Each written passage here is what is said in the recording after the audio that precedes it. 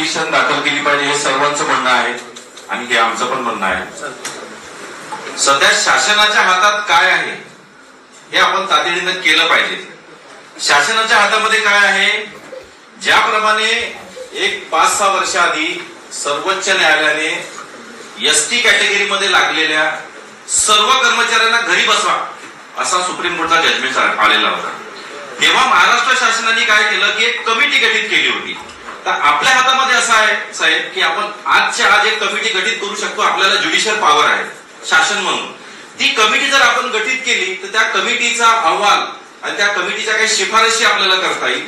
पहिली शिफारस आपल्याला अशी करता येईल की 13 फेब्रुवारी 2013च्या आधी लागलेल्या सर्व शिक्षकांना टीईटीची आवश्यकता नाही। दुसरी शिफारस आपल्याला अशी करता येईल की टीईटी उत्तीर्णासाठी सुप्रीम कोर्टाने 2 वर्ष दिलेले आहे, आपण किमान 5 वर्ष त्या कमिटीच्या अहवालामध्ये किंवा कमिटीचा अहवाल येणे अपेक्षित आहे। आपल्याला तो अधिकार, आपल्याला ज्युडिशियल पॉवर आहे शासन म्हणून।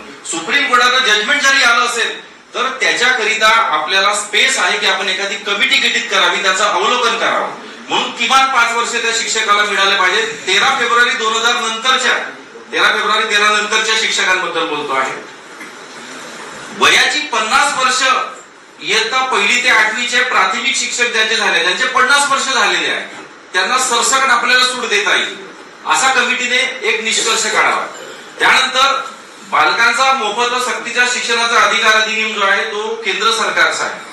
कमिटी केंद्र सरकारला एक रिक्वेस्ट करू शकते राज्य शासनाच्या वतीने की याच्यामध्ये after the enactment of act हा शब्द प्रयोग सेक्शन 23 मध्ये त्यांनी ऍड करायला पाहिजे। कारण सेक्शन 23 आरटी ऍक्ट मध्ये बिफोर आफ्टर असा कुठल्या प्रकारचा उल्लेख नाही, म्हणून after the enactment of this act TET should be compulsory to state, आणि त्याच्यामध्ये स्टेटने तो डिसाइड करावा।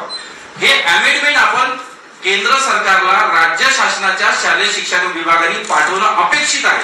कारण आज कायद्यामध्ये बदल झाला केंद्र शासनाचा तर फार आवश्यक, कारण पुन्हा कुठला तरी सुप्रीम कोर्टाचा जज येईल, पुन्हा ते मान्य मध्ये कुठल्या प्रकारचा निर्णय घेतील काही सांगता येत नाही। म्हणून कायद्यात बदल होणे फार महत्वाचं आहे, ते आपण शिफारस कमिटी मार्फत करू शकतो।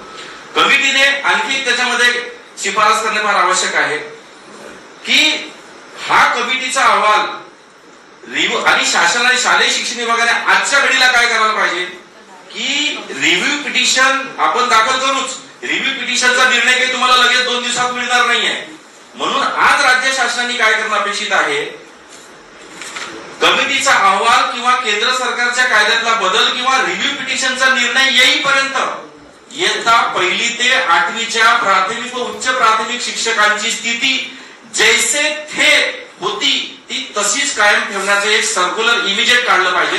कारण हे आपल्या हातामध्ये आहे, हे आपण करू शकतो। आपण आजच्या आज मंत्री महोदय म्हणून आपण एक आजच्या आजही तुम्ही काढू शकता की राज्यामध्ये जी जैसे त्याची परिस्थिती आहे 1 सप्टेंबर 2025च्या आधीची जैसे त्याची परिस्थितीचं एक परिपत्रक आपण काढू शकतो, हे आपल्या हातामध्ये आहे। त्याच्यामुळे काय होईल, परिपत्रक काढल्यामुळे काय होईल, आपण लढून राहिला रिव्ह्यू साठी केंद्र शासनाला आपण अमेंडमेंट साठी रिक्वेस्ट करतोय, पण शिक्षक गोंधळलेले आहे। आपल्या एका सर्क्युलरमुळे जैसे थेची परिस्थिती आपण जर दिली तर मला असं वाटतं राज्यातील सर्व शिक्षकांना याचा दिलासा मिळेल। त्याहीपेक्षा महत्वाचा आपण विषय मांडला की इतरही विषय आपण चर्चेला घ्यावे। अनुकंपाकरिता आपण टीटी लागू केलेली आहे।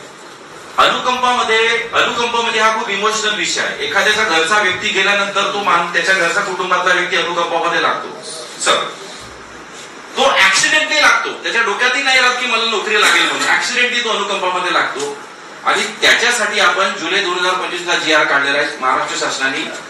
अनुकंपात लागलेला शिक्षक जर टीईटी पास होणार नाही तर आम्ही त्याची सेवा समाप्त करू 2029 नंतर।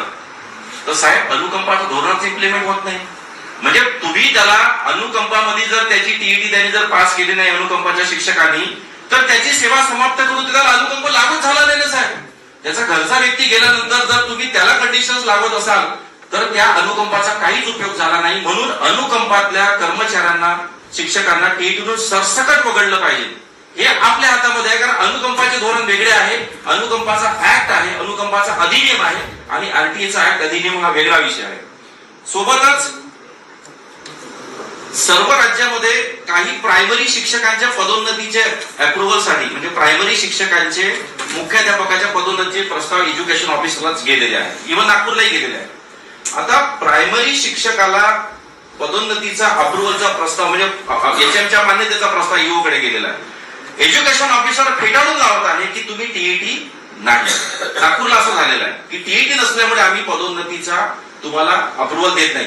पण माननीय मंत्री महोदय, मी आपल्याला सबमिशन करू इच्छितो की आरटी ऍक्टच्या कोणत्याच कायद्यामध्ये कोणत्याच सेक्शन मध्ये पदोन्नतीला टीईटी लावावी असा कुठेच तरतूदच नाही.